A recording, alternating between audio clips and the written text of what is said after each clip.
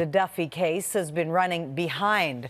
Mike Duffy's criminal trial has the potential to become even more politically explosive. The Duffy Trial, Politicians, Media and Ethics. I'm Brian Lilley with the Rebel.media. Well, the Mike Duffy trial is back on, and we all know what that means. Lots and lots of new Democrat and Liberal MPs egged on by the media party, asking about Duffy and his $90,000 and what the Prime Minister knew and when he knew it. Either way, whether this trial ends before or goes through the election, the Prime Minister is going to have to explain during the election why it was that his key staff were involved in this cover-up. It can't be a very good day for the government when the Prime Minister's former Chief of Staff is in a witness box at a criminal trial for one of the most high-profile Conservative senators. I mean, that very spectacle doesn't speak to the government's ethics.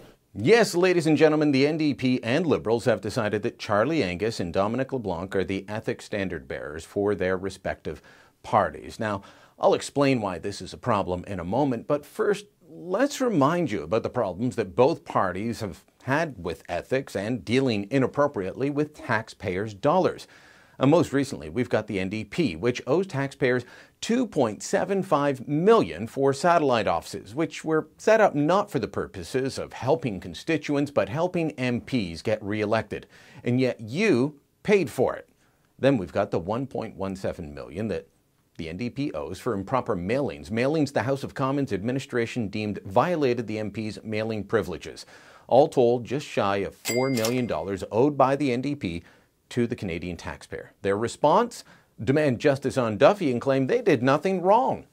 Charlie Angus may not have anything to do with his party owing millions for the satellite offices while he crows about Duffy, but of course he has little to say about his own problems. One of two MPs singled out for inappropriate behaviour by the Independent Commission to redraw the boundaries of Canada's electoral districts. Yes, Angus was singled out more than once in the final report for trying to interfere with the boundaries of his riding. So like his party, he has his own ethics problems. Of course, Angus and the NDP could just point across the House of Commons at the Liberals and say, well, our $4 million is nowhere near the $40 million the Liberals still owe Canadians.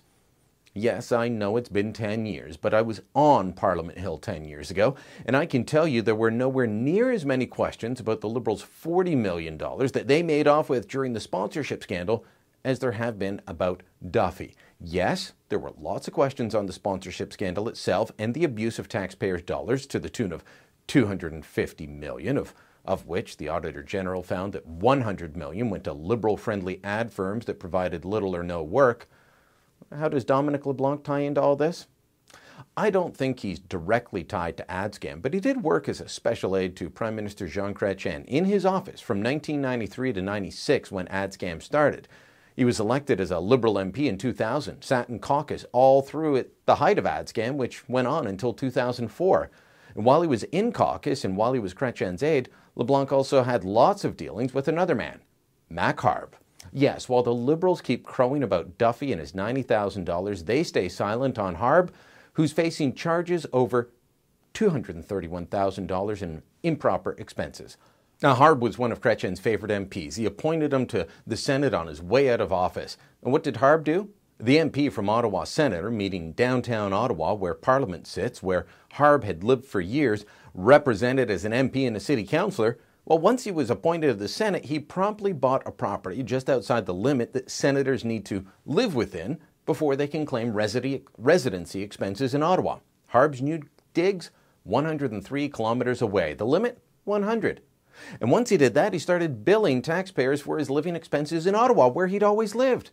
Now, Leblanc may not only stay silent on Harb, who goes on trial this summer, the two men sat in caucus together and they each signed the loyalty letter supporting Jean Chrétien. Remember that Paul Martin tried to push Chrétien out early. Martin had lots of supporters. Chrétien did too, including Leblanc and Harb.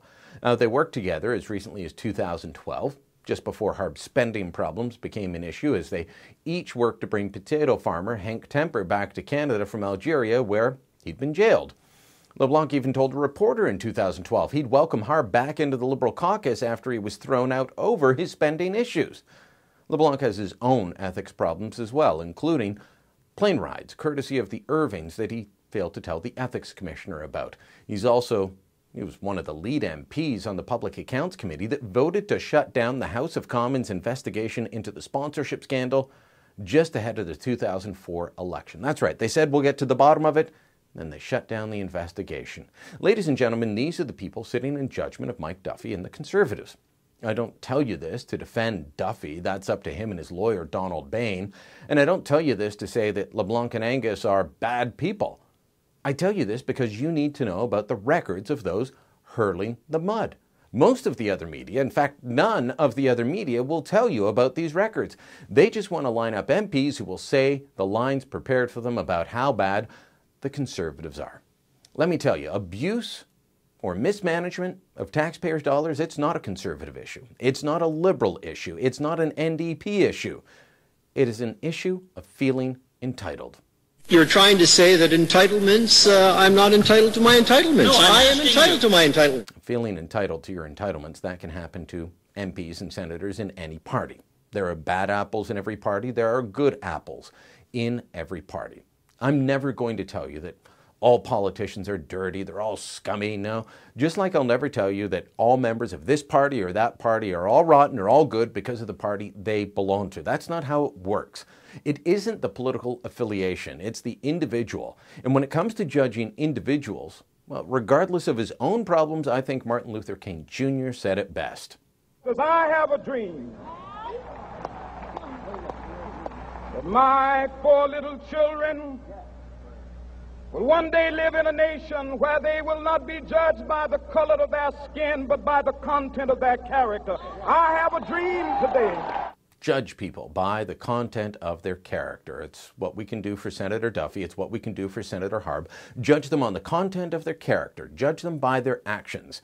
It's what we would want for ourselves, and it's what we owe them and the people around them.